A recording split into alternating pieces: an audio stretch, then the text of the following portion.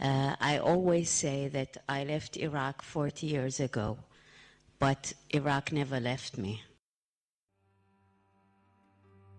This is Persona Grata, the official podcast of the Israel Ministry of Foreign Affairs.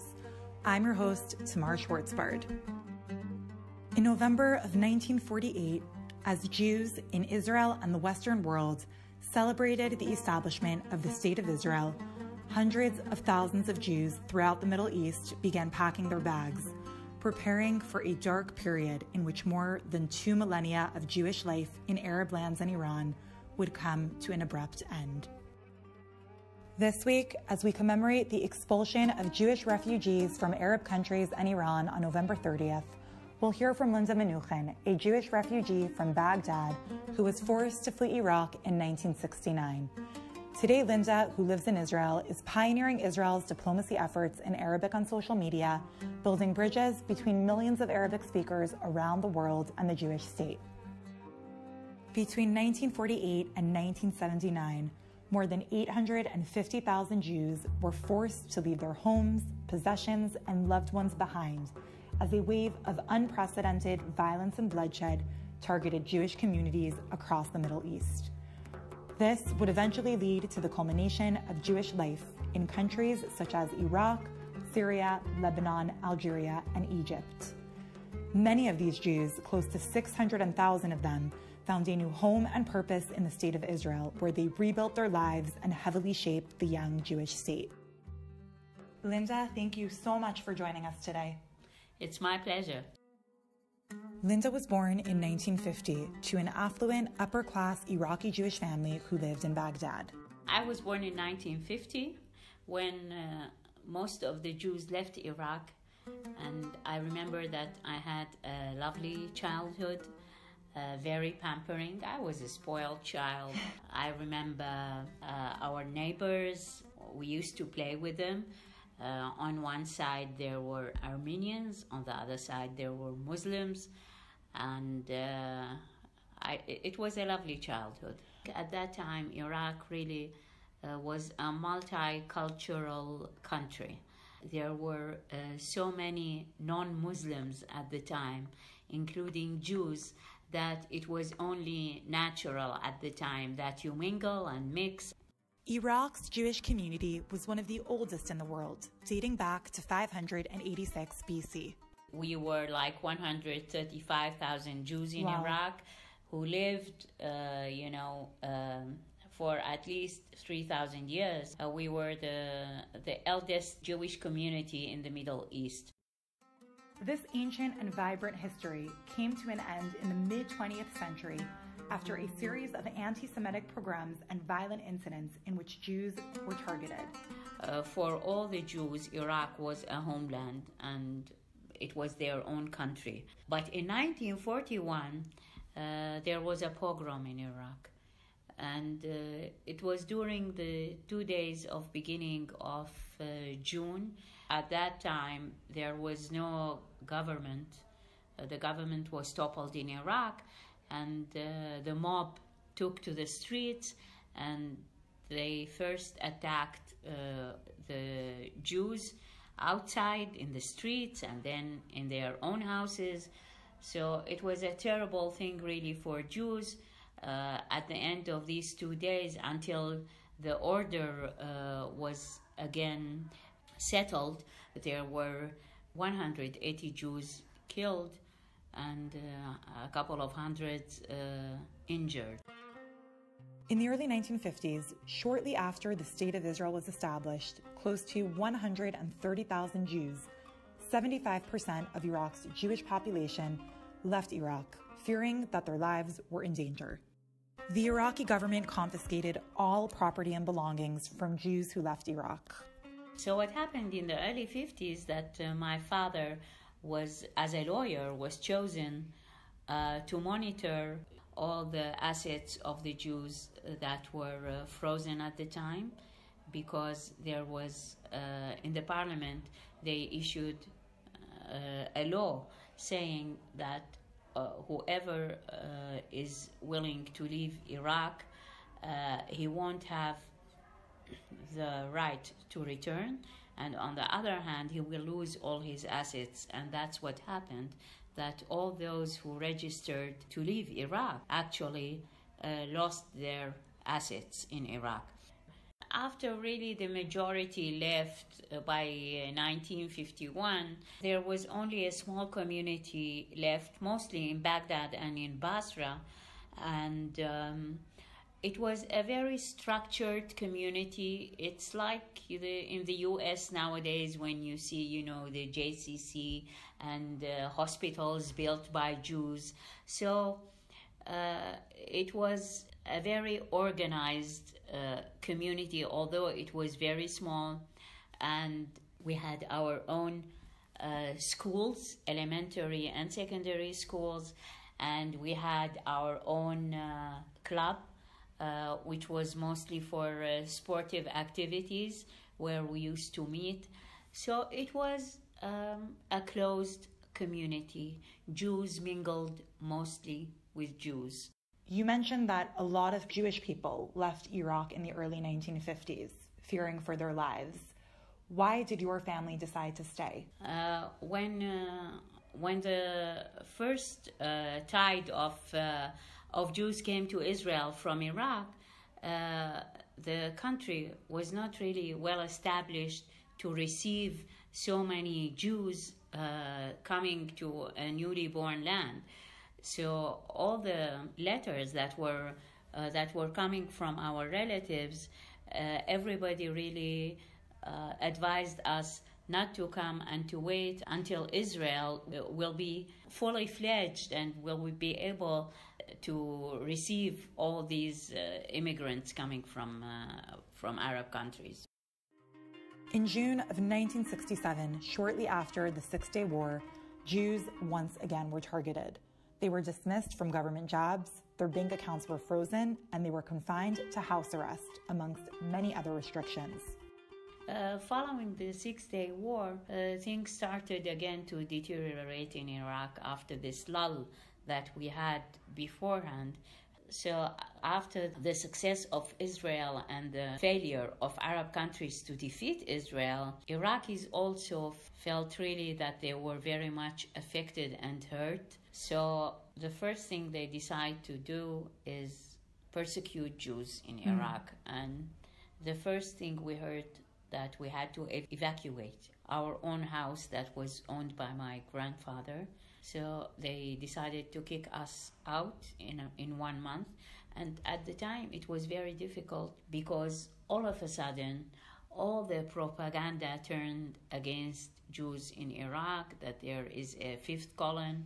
That's why the Arab countries were defeated, because there are Jews who are fifth column. Which means that they're cooperating with the Israeli government? Yeah, which means that there are spies in the country who are releasing secrets, Iraqi secrets. And soon the Iraqis really started to knock on the Jewish doors and take men for questioning, and under different pretexts, but mainly without really any reason. So they go there. Some of them were detained and also badly hit. Some of them were killed. And I remember a very bad incident whereby one of our family, Nassim Hacham Yair was his name. He was, I think, barely 40. He was taken from his place of work, and he only came back in a Utah bag. Oh, wow.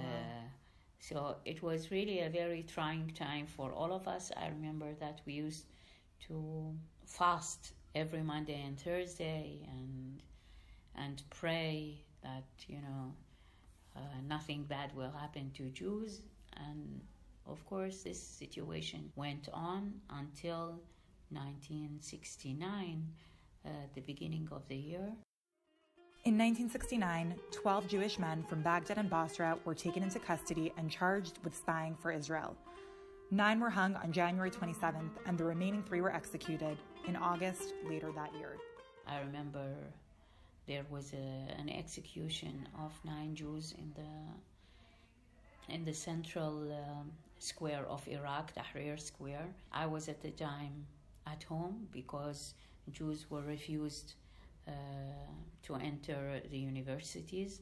I was 19, so I was watching TV in the morning, and there I saw a big celebration around the bodies of the people who were hanged in the square, and there were 250,000 Iraqis celebrating around, and it was like a feast.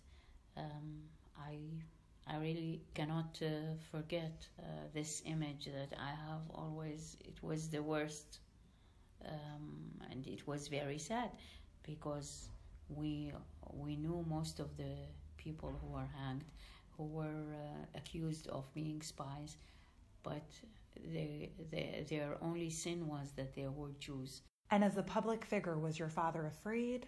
Well, my father really, unlike many other Jews, was not afraid. He believed fully in his friends, the Iraqis, being lawyers or judges, that they would stand for him.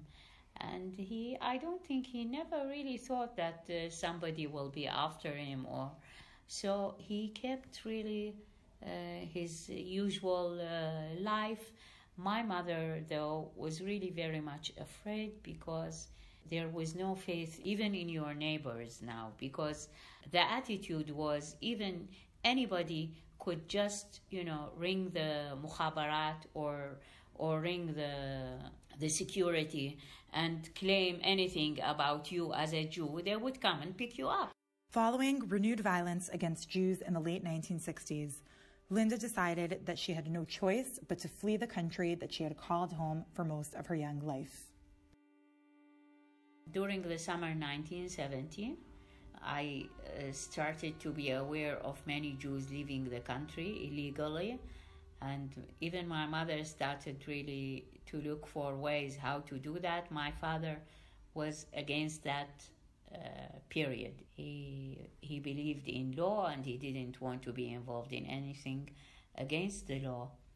So I started really to ask friends how to do that, and eventually it was in late December that someone I know came to our house, and it was Thursday in the afternoon. He told me that there is a possibility for me and my brother to run away the next day. So Wow. It's take it or leave it. He gave me instructions what to do to get disguised so that we won't be identified. And he told me that you could barely bring anything with you, just a small case. And if we get caught, we should claim that we were on our way for a short visit of friends in the north. Who was this man who came to you? He's a friend, a Jewish friend. A Jewish friend. What do you remember going through your mind, just realizing that your life was going to change within a day? I think I was so excited that I'm really going out of hell that I was thinking that a bright future is waiting for me, and that gave me really a lot of courage to run away, because it was a very frightening trip that we took. What do you even take with you? Well, just, a couple of shirts and trousers, and that's it. Not really much. Very, very small case. Did you think there was ever a possibility that you were going to go back to Iraq eventually? No, at the time I thought that this is the end. Wow. I was so angry, so furious. Although I was sad really to leave my friends, but the thought that, everybody else, all the Jews will be joining us, was a real comfort, because at the end of the day I knew that everybody is heading towards Israel or any other foreign country. So, on a Thursday evening in the early 1970s, Linda and her brother packed a small suitcase with a few belongings and managed to escape Iraq. The two made their way to Tehran and eventually to Israel. I had to flee to Iran At the time, Iraq and Iran didn't have diplomatic relations. They were at odds. So, and I was disguised like an Arab woman, all wrapped with a black cloth, abaya. Our challenge was really to cross all these checkpoints without being asked to present our IDs, because in the ID it says Musawi, like Jewish. And if we are Jewish, then we are not allowed to be away from home just, a couple of dozens kilometers, and we already surpassed that. So then we would be in trouble. We moved on from place to place until we got to Tehran. It took probably 3 days to get to Tehran, and from there the Jewish agency took care of us.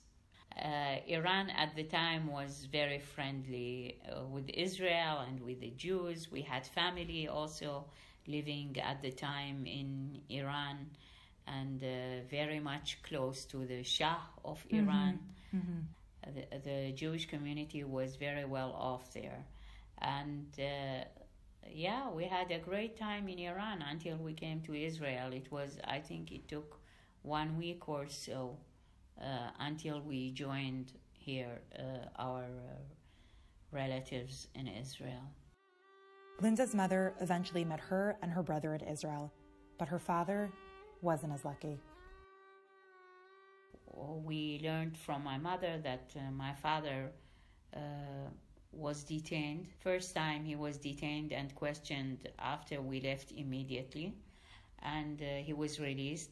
And another time he was again detained because he provided affidavit of support for all the Jews who were at least 120 who were caught red-handed leaving Iraq in summer 1970, and that put him in a very unpleasant situation, the least to say. So he was held in prison for almost 3 months, and then after 8 months my mother and my little sister managed to flee to Iran, and my mother came, but afterwards we were only communicating with my father, who was trying to get a passport. He believed that he is entitled to a passport, and he tried also to sell a piece of land he had and organize his financials. But unfortunately, it didn't materialize. Wow, that must have been very hard. Yeah. The day before Yom Kippur, Linda's father, who was still in Iraq, was kidnapped and never seen again. Linda, like hundreds of thousands of other Jewish refugees from Arab countries, spent the next years in Israel, rebuilding what she had lost and creating a new life, home, and community. Well, I could say that, we came from an Eastern country with different sets of beliefs, of culture. So at the beginning, really, I didn't feel that I fit. I was a student when I first came here. I came to Mount Scopus and I learned Hebrew. So it was gradually that I came to know better the Israelis and the way they live, the way they think, the way they feel, that I developed this identity that I'm Israeli and I belong here. Today, Linda works at the Israel MFA as an advisor on digital activities in the Arab world, building bridges between millions of Arabs and the Jewish state. I work for the Israeli Ministry of Foreign Affairs. I publish in Arabic, I publish in English, I publish in Hebrew sometimes, and what I try to make sure is that everybody knows about the other, because I'm really still on the same line between Iraq and Israel. I believe in peace, and I believe in educating both sides about each other. because I think this is the only way where we can reach really one day peace among nations here in the Middle East.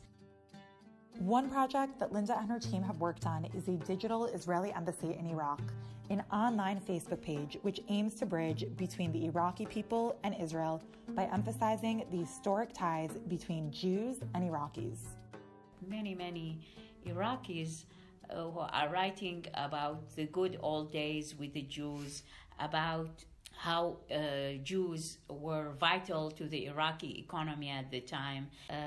We can see a shift in public Iraqi opinion towards Israel and towards the Jews.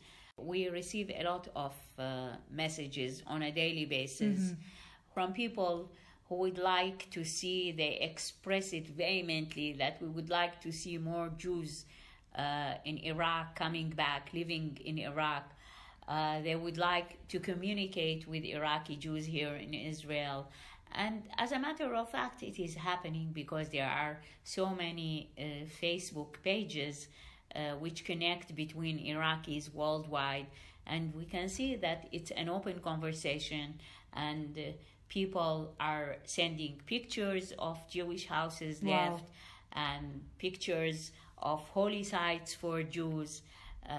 People are talking about their parents' memories of Jews. There are lots of really Iraqis who are longing to visit Israel and to connect with the Iraqi Jews.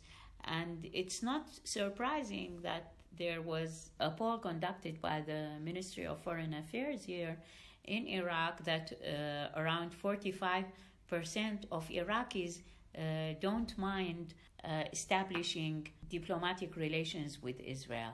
Why do you think that is the case? First of all, Iraq doesn't have any conflict with Israel, nor boundary issues.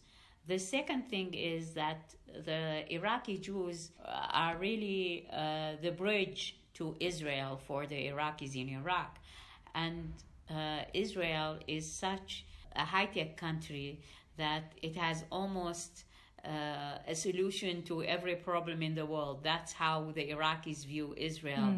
So they are really yearning to connect with Israel, to bring in Israeli technology to Iraq and to benefit from this. There are lots of really Iraqis who are longing to visit Israel and to connect with the Iraqi Jews. And it's not surprising that there was a poll conducted by the Ministry of Foreign Affairs here in Iraq that around 45% of Iraqis don't mind establishing diplomatic relations with Israel. Why do you think that is the case? First of all, Iraq doesn't have any conflict with Israel, nor boundary issues.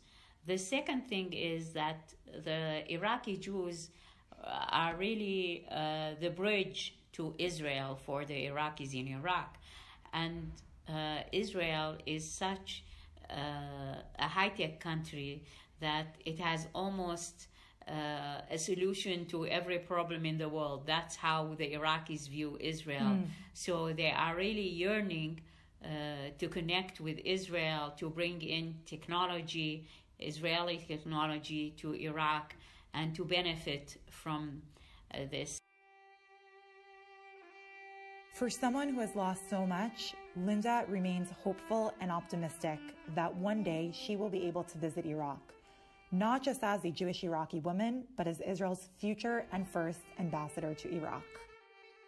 Well, I can tell you that my dream is really to be the ambassador of Israel in Iraq, and I do believe that one day it will happen. Hope I'll be around. I would like to tell all the Iraqis that Iraq is important to me as Israel is important to me, because a child, cherish both parents. And I really wish Iraq to get on its feet and return to its glory, being again multicultural with freedom and respect to everybody. From Tripoli to Cairo to Damascus to Baghdad, the State of Israel is committed to commemorating the mass expulsion of Jewish refugees from Arab lands and Iran. The Israel MFA will continue to campaign for the United Nations to establish November 30th as the official day to commemorate the grave injustices faced by Jewish refugees from Arab lands and Iran. This year, throughout November and December, Israeli diplomatic missions across the world will host a series of lectures, events, and screenings to commemorate the more than 850,000 Jewish refugees who were forced to flee their homes. To learn more about the Israel MFA's efforts to commemorate the expulsion of Jews from Arab lands and Iran, see the description of this episode.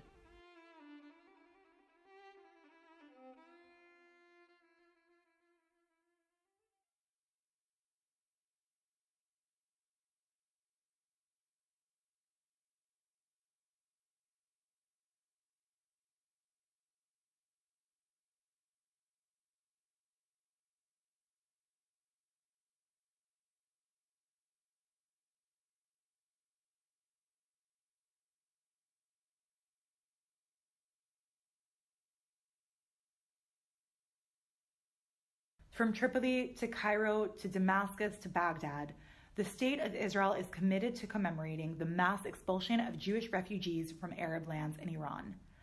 The Israel MFA continues to campaign for the UN to establish November 30th as the official day to commemorate the mass expulsion of Jews from Arab lands in Iran. This year, throughout November and December, Israeli diplomatic missions across the world will host a series of lectures, events, and screenings to commemorate the grave injustices faced by Jewish refugees from Arab lands.